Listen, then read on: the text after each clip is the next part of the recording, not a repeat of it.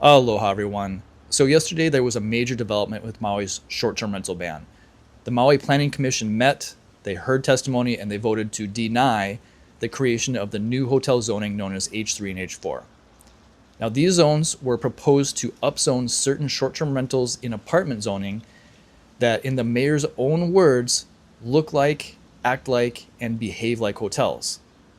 Here's a clip of Mayor Bisson himself speaking publicly less than a year ago about how some of these properties should be approved as hotels. We have 15,400 temporary vacation rentals. The Minatoya list, and I won't get into a long history because I know we have other questions. The Minatoya list involves 7,100 of those. Some of those are here in South Maui. Many of them are in West Maui. Some of those 7,100 units should not be converted to long-term. You heard me say that. Some of them should remain as hotels. Now, what I want to say is we recognize that some of those units built in the apartment zone look like, act like, and behave as hotels, and they should be hotels, but they should be zoned as a hotel. They need to file with the Planning Commission and say we want our dwelling, our building, to be a hotel, and they should do that, and they should be granted that. So there you have it. Now you can see why I was so surprised by the Planning Commission's decision yesterday. But what happens next?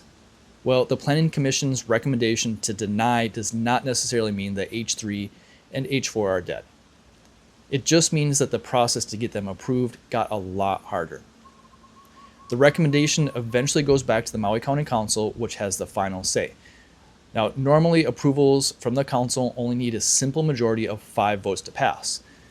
But because the Planning Commission recommended denial, it now requires a supermajority of 6 votes out of the 9 council members. And based on recent council meetings that I've observed, that's a steep hill to climb. Now, some people believe that this actually strengthens property owners' legal challenge to Bill 9. Others think it's a major step backwards. I'm curious to hear what you think, though. How do you think this is all going to play out in the end? Feel free to drop your thoughts in the comments. And I'm also curious to hear if you think that the mayor is breaking his promise here, or is this all now just out of his control?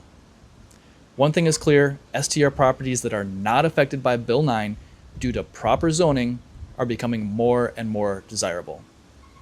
Feel free to follow me here for continued updates as Maui's short-term rental ban evolves.